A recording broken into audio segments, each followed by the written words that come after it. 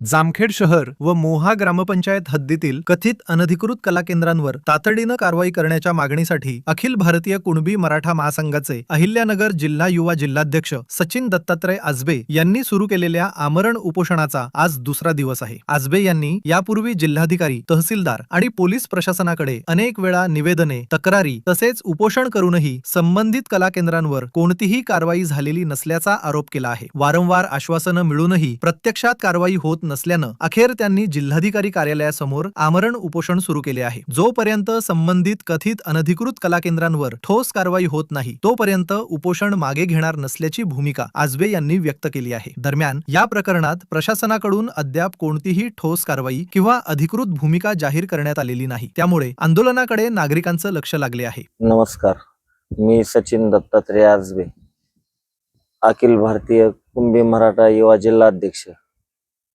तरी माझं सांगण्याचा संदर्भ असा आहे की जामखेडमध्ये 9 कला केंद्र असून आज जवळजवळ 30 वर्ष झालं हे कला केंद्र कोणत्याही ठराव, प्रोसेसिंग नोंद किंवा कोणत्या गोष्टी अवैध प्रकारे चालू आहेत। त्यांना जे इनुसे आहेत त्या सुद्धा यांच्या इनुसे नाहीत आणि इथं सगळा डान्स बार या कला केंद्रामध्ये चालू आहे व यश व्यवसाय चालू आहे। या गोष्टीमुळे जामखेड शहरावर त्याचा परिणाम व गुंड प्रवृत्तीचे लोक आपोआप ह्या कला केंद्रामुळे फायदा होत आहेत।